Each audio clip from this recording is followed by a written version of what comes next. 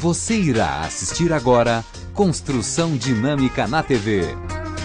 Apresentação Reinaldo Baldes. Oferecimento Michele. De ponta a ponta, sua casa mais em conta. Cidade do Aço. A estrutura para a sua construção. Bom dia! Está começando agora o seu programa da construção civil na televisão brasileira.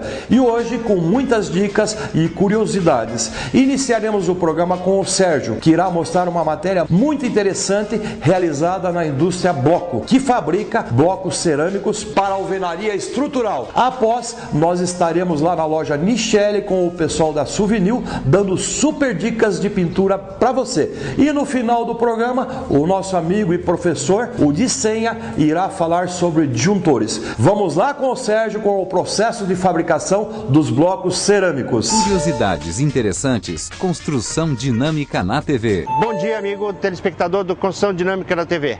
Vocês estão acostumados a ver a gente normalmente abrindo o programa com imagens mais amplas, espaciais, e hoje eu estou paradinho aqui em frente a uma parede, só uma parede, exatamente por isso. Hoje nós vamos mostrar para vocês como é que se fabrica um bloco cerâmico ou tijolo, como você está acostumado a ver. E nós estamos aqui em Campo do Tenente, na Bloco Indústria Cerâmica, com o nosso amigo aqui, que é o Gustavo, que ele vai se apresentar para vocês agora. Meu nome é Gustavo Teto, eu sou um dos responsáveis aqui pela indústria, né? Eu sou engenheiro civil e a gente vai dar uma voltinha agora para conhecer o processo de fabricação do bloco e mostrar para vocês como é que funciona tudo isso daí. Já que eles não podem vir até aqui, vamos levar a fábrica para eles? Qual é o material que compõe o bloco cerâmico e de onde é que ele vem? Basicamente são dois materiais, a argila e a pedra. A gente extrai os dois materiais da mesma jazida, a argila vem para esse pátio onde a gente seca e cobre, e a pedra fica armazenada dentro do barracão e a gente mistura elas numa proporção aí definida através de alguns ensaios. Basicamente são dois produtos que compõem a nossa peça, a argila e a pedra. E a pedra? Isso. Na olaria normal, lá é só o barro? É, só o barro, né? Aquela argila de várzea, né? Geralmente aquela com uma umidade alta e uma argila mole, né? Aqui não, a gente trabalha com uma argila dura, então a gente tem que fazer o processo seco, né? Sem adição de água e onde o material é moído. É seca, daí composto com pedra para você ter a resistência especial que você precisa no teu. Essa pedra vai trazer algumas características específicas aí que facilitam no processo. Agora a gente vai lá para dentro para ver a preparação da matéria-prima para entrar na indústria.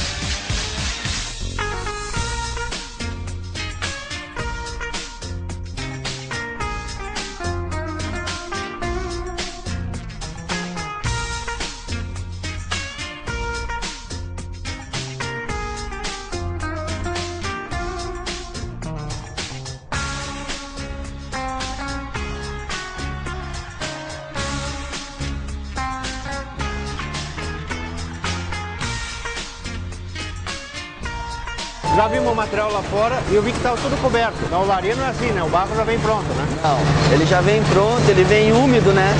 E um dos motivos por ele estar coberto lá é que a gente precisa dele seco para a gente fazer a preparação do material.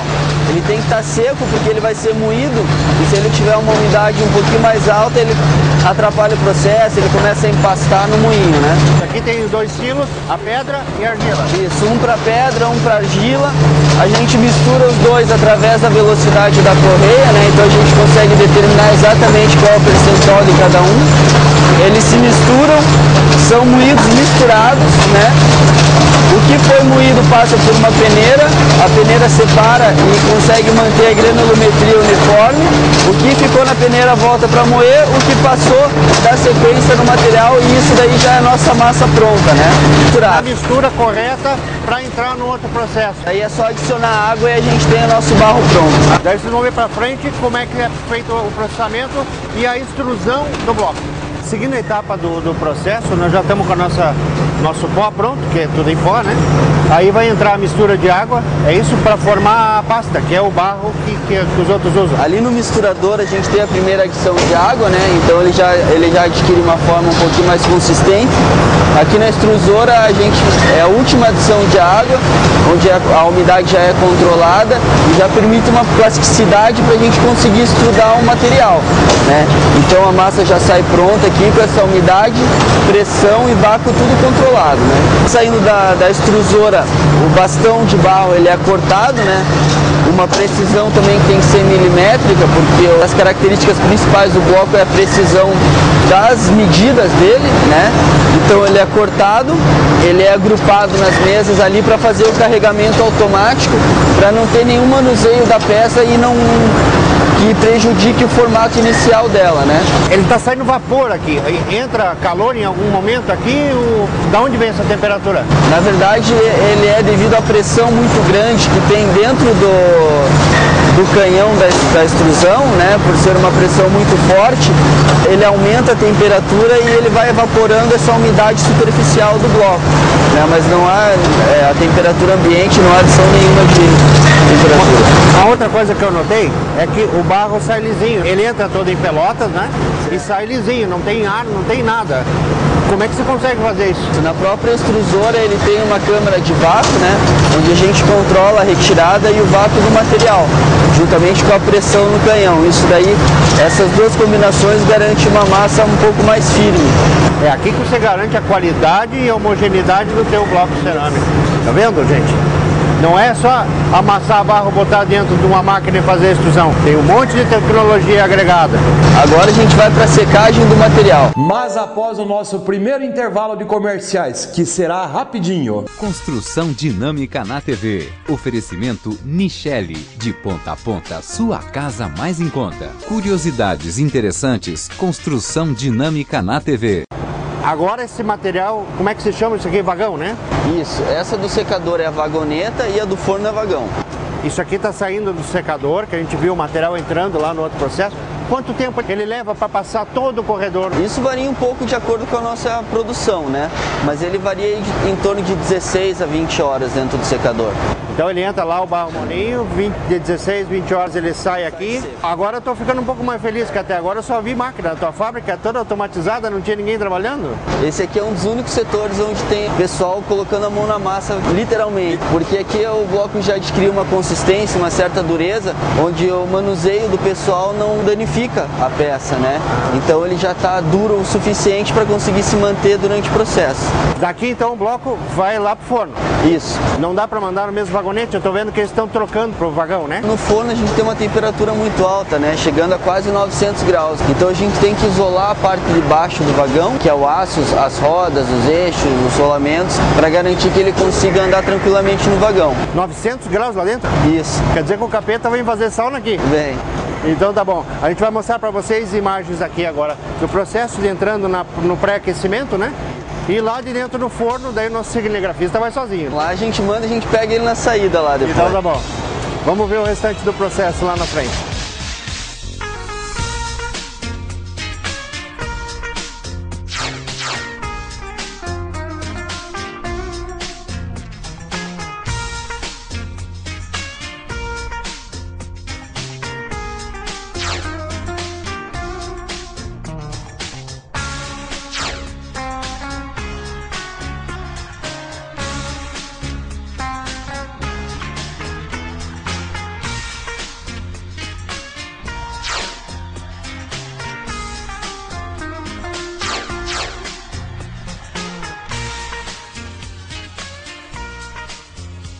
Esse aqui é o material, o combustível do forno, serragem? Isso, serragem.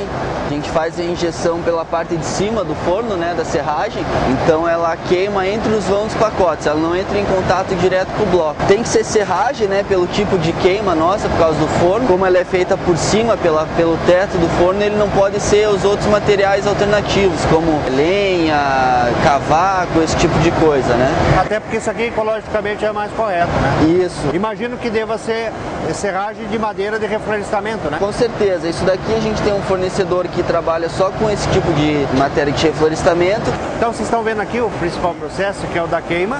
O bloco sai lá, já sai frio, ele tem um resfriador na ponta do forno. Tem.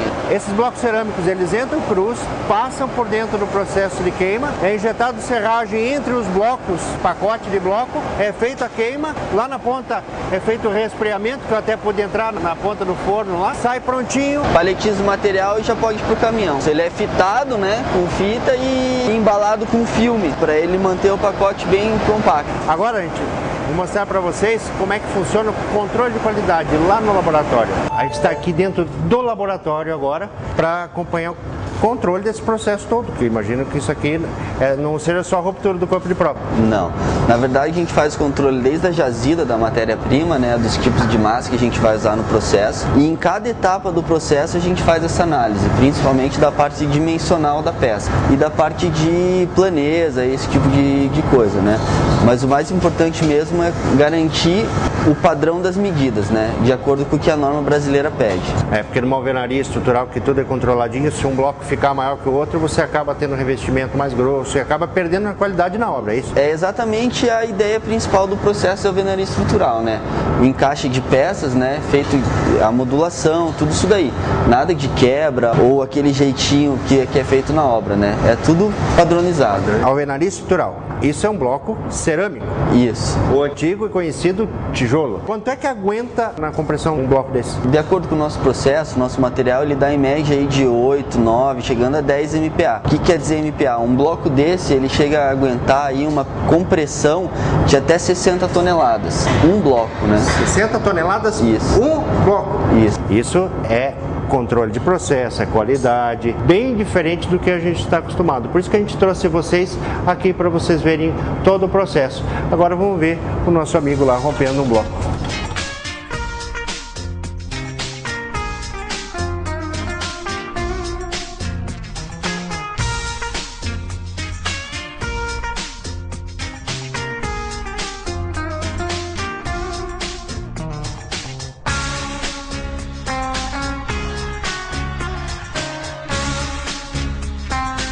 Está aqui na minha mão. O objetivo dessa matéria hoje que é trazer vocês para conhecer uma fábrica de bloco. Talvez agora que o pessoal conhece todo o processo, que sabe o trabalho que dá para fazer um bloquinho desse, vamos tratar esse bloquinho com mais carinho, né? Certo. Como diz o Reino, tá aqui o bicho. Agora eu vou agradecer aqui o nosso amigo Gustavo por ter nos recebido. Foi um prazer. Quer dar mais algum recadinho pro pessoal que está vendo a gente? Quem quiser conhecer um pouco mais do nosso produto, né, a gente tem o site www.blococeramica.com.br. Lá você vai encontrar tudo sobre o nosso produto. E daqui a gente vai lá para a obra da FMM, onde a gente vai mostrar para vocês a aplicação desse produto. Até já! Construção dinâmica na TV. Oferecimento Nichelle. De ponta a ponta, sua casa mais em conta. Bom, pessoal, agora que a gente já viu lá na fábrica como é que é produzido o nosso bloco cerâmico, nosso tijolo, né? Agora a gente vai mostrar aqui na obra da FMM Construtora como é a aplicação, como é que é a parte da logística. E a gente está aqui nada mais nada menos com o meu grande amigo Paulo Calazans, que a gente já se conhece já há muitos anos. Como é que você está, Paulo? Tudo bem? Tudo bem, Sérgio. Como é que vai? Explica pra gente um pouquinho da logística, que isso aqui a gente nunca tinha presenciado. Que o bloco não é só trazido até aqui, ele vai até lá em cima, é isso? A ideia nossa, o que é? Industrializar ao máximo a obra e principalmente o transporte horizontal. Então, o bloco sai lá da bloco, onde vocês estiveram, chega aqui, o guincho pega e coloca diretamente na laje. Ou seja, nós estamos industrializando ao máximo a colocação desses blocos direto no ponto de aplicação. Quer dizer que aqueles problemas que a gente tinha de transporte vertical em obra, de elevador, de guincho, de grua, etc., assim a gente já está resolvendo. A ideia da empresa é eliminar ao máximo o transporte horizontal, segurança em obra, ou seja, nós colocamos isso aqui, não precisamos botar tudo no chão, carregar, levar para cima. Chega da fábrica de blocos, vai diretamente no local de aplicação. Foi bom você falar em segurança, que eu vi que o local aqui onde quando está fazendo o içamento, está tudo isolado. Realmente um pallet desse pode deslocar, pode acontecer alguma coisa? Ninguém pode estar embaixo, né, para se evitar qualquer tipo de acidente. Ou seja, nós industrializamos ao máximo, mecanizamos ao máximo para termos uma produtividade melhor. É verdade, hoje no ritmo da construção civil não dá para a gente ficar perdendo tempo. Exatamente.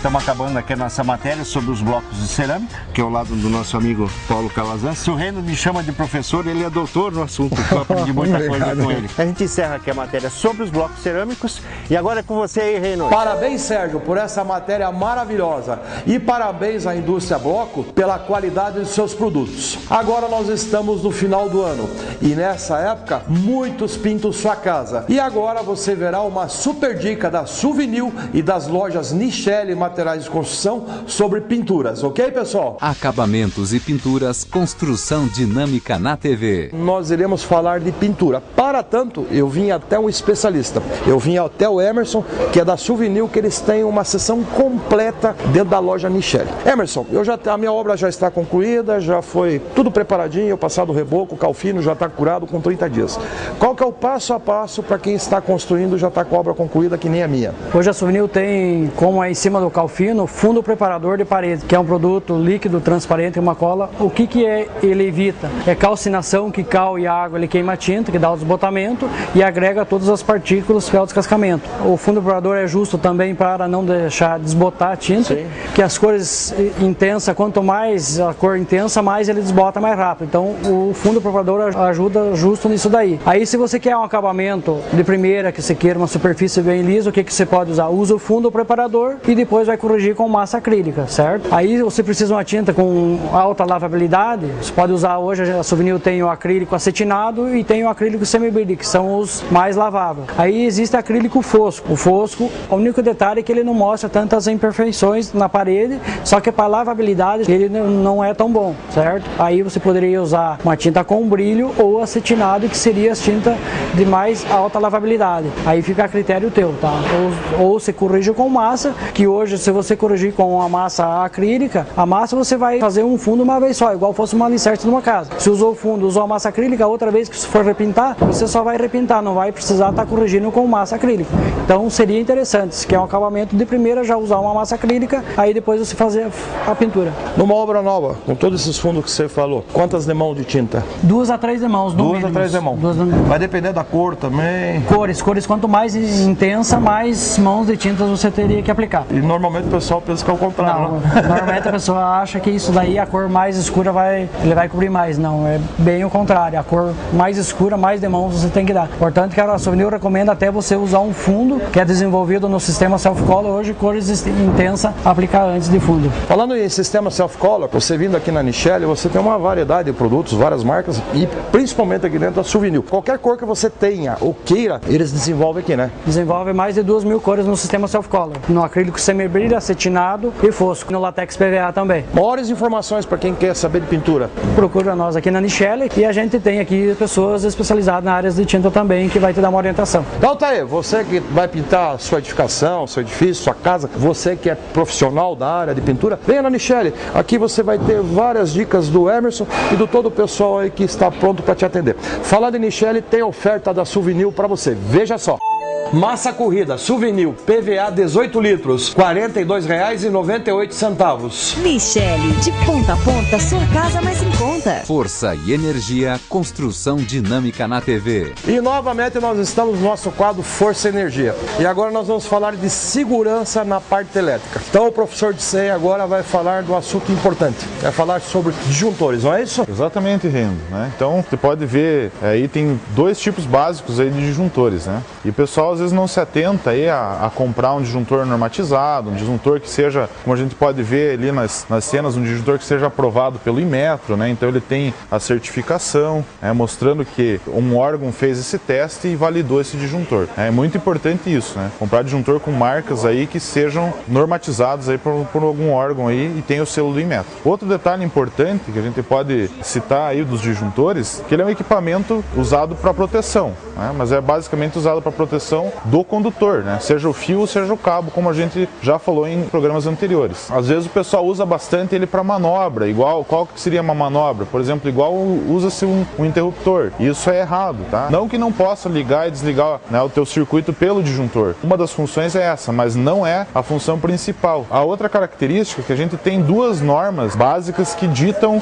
como que deve ser a parte construtiva, a parte interna do disjuntor.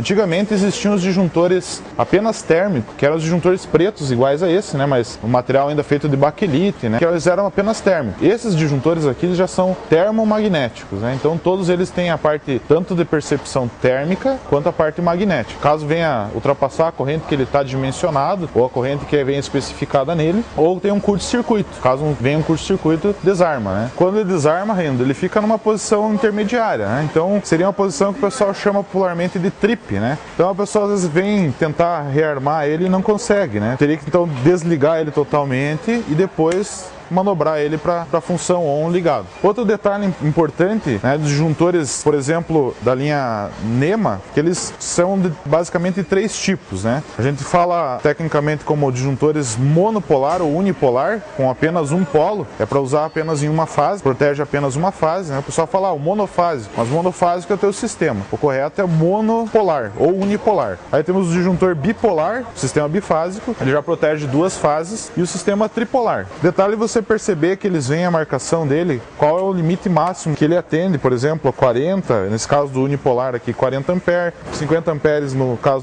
do bipolar, tripolar, 60 amperes. Os outros também têm a mesma marcação, só que o detalhe dos disjuntores da norma NEMA, que é uma norma americana, para esses da norma DIN, né, também monopolar, tripolar e bipolar, eles têm uma característica que é uma letra aqui marcando, por exemplo, C50. E esse C significa a curva de atuação dele. A curva C ele é indicada para cargas resistivas, que seriam o quê? Chuveiro, aquecedor elétrico, que tem a resistência. Existe também o da curva B, direcionado para cargas indutivas. O que é carga indutiva? Um motor elétrico, reatores, né? São cargas indutivas aí. Mas geralmente motor. Por que tem essa diferença então, né?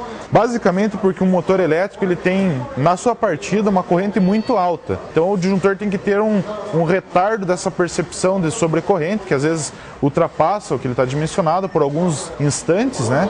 E esse retardo faz com que ele atue depois que o motor está trabalhando normalmente. Outra coisa que a gente pode trabalhar aí com disjuntores, né? Eles têm faixas, né? Valores comerciais. Em programas futuros a gente pode ensinar aí o pessoal a como que dimensiona da norma NEMA, que é o disjuntor preto, para a norma DIN, que é o disjuntor branco, né? Então eles têm valores comerciais às vezes diferentes. Então você tem que adequar com os valores comerciais que você encontra do teu disjuntor. Por exemplo, os da norma NEMA, eles têm disjuntores a partir de 10 amperes. 10, 15, 20, 25, ele vai alternando de 5 em 5 amperes até o disjuntor de 40, né? Então 10, 15, 20, 25, 30, 35, 40. A partir do 40 até 100 amperes vai alternando de 10 em 10 amperes, né? Então 50, 60, 70, 80 e 100 amperes. Tem disjuntores maiores também, no caso desse aqui que é um disjuntor de 225, né? E esse também é da norma NEMA, né? Já a norma DIN, ele tem valores diferenciados, começando a partir dos 6 amperes. 6 amperes, 10, 16, 20, 25, 32, 40, 50, 63 amperes, 70, 80, 100. O acima do 100 é 125, né? Esses valores você tem que ficar bem atento aí com relação ao dimensionamento. Outro detalhe importante entre as duas normas é que os disjuntores de norma DIN, eles atendem a classe 1 de isolação. Essa tabela é uma tabela de diferentes níveis de proteção. Se a gente for observar nessa classe 1, ou essa linha verde, a gente vai ver que ele tem até 3 vezes a capacidade nominal de interrupção, ou seja, isso feito em testes, né, aplicado a tensão, uma atuação instantânea de tempo momentâneo de 0,1 segundo. Já os da norma NEMA, que são os disjuntores pretos, eles atendem a classe 2, dependendo da marca do fabricante, até a classe 3, né? Então ele tem 10 vezes a capacidade nominal e 20 vezes a capacidade nominal. Isso classifica classe 1, 2 e 3 dos disjuntores aí, classe de proteção. Mais uma aulinha do professor de senha. Disjuntor na norma DIN e na norma NEMA, para os leigos entenderem, né? Porque os técnicos, os eletricistas, engenheiros já sabem, né? Esse é o convencional que nós usamos. Só que ele já é um convencional melhorado, né? Sim. De termomagnético. Acho que percebe o aumento de temperatura. Né? Que seja o condutor que está aquecendo. Por isso que ele é basicamente, o pessoal fala, ele protege o equipamento, até protege. Em certas condições ele protege. Mas ele é basicamente um protetor do teu condutor. Do condutor. Do condutor, porque ele verifica se o teu condutor está com uma sobrecorrente, ele desarma. Mas não vai evitar, no caso do raio, não vai evitar. De queimar os aparelhos. Não vai evitar. Caso dê um curto-circuito de um lado, ele desarma, né? Sim. Ele desarma tranquilamente. Então ele acaba protegendo o teu equipamento. Contra surto não. Contra surto não. O surto é quando vem um raio, né? Não é o raio que cai lá em cima da tua instalação. Vem pela tua instalação elétrica identifica lá o surto, né? E é isso que queima os equipamentos. Então existe um disjuntor para o surto. Existe um dispositivo que é basicamente, né, similar a um disjuntor, o tamanho dele é bem parecido, a gente pode falar em programas futuros aí, especificamente dele. É um DPS, é um dispositivo de proteção contra surto. Se você tiver dúvida aí, não entendeu direito, entre em contato por qual telefone? Pode me ligar no celular, né, o 99892287, ou o telefone é 32823778, ou ainda mandar um e-mail, professor@desenha.net. Pode mandar lá se tiver dúvida, a gente vai esclarecendo aí em programas futuros, né? Se quiser uma consultoria, pode me chamar, a gente junta com a Serra Azul e faz parceria e vai até o local, indica o melhor equipamento, o melhor material para você utilizar na sua obra aí. Se precisar projeto, também a gente pode ir fazer um orçamento aí sem compromisso aí, atender aí da melhor forma possível. Entre em contato com o Disenha ou com um eletricista qualificado, um profissional para trocar os seus disjuntores e fazer uma revisão na parte elétrica, gente. Muitos casos de incêndios. Por quê? Não se dá manutenção, não é construir, ficou pronto, passou 5, 10 anos e tá legal, não deu problema. Então faça uma revisão periódica, no máximo aí, gente, a cada 2 anos, né, parte elétrica. Exatamente, né? E se a gente for se atentar, né, pode trazer em programas futuros aí, mas uma das maiores índices de morte aí que a gente vê é em instalações elétricas aí, né, residenciais, né. Principalmente chuveiro elétrico, né? Porque às vezes existe um mau dimensionamento, existe um dispositivo que já, né, faz muitos anos que está lá, ele já acabou praticamente a vida útil dele. Dentro de residências, chuveiro é uma das mortes assim domésticas que mais acontecem, né? Não, gente, vamos cuidar com a segurança. Se você contratou aquele profissional que fez tudo, na realidade não foi especializado, faça uma revisão, ok, pessoal? Construção dinâmica na TV. Oferecimento Nichelle, de ponta a ponta, sua casa mais em conta. Cidade do Aço, a estrutura para a sua construção. Natureza, locais paradisíacos, alegria e muitas pescarias você vê aos domingos às 9h30 da manhã aqui na Band. Pesca Dinâmica, o programa de pesca feito para você. E tá aqui o lixo!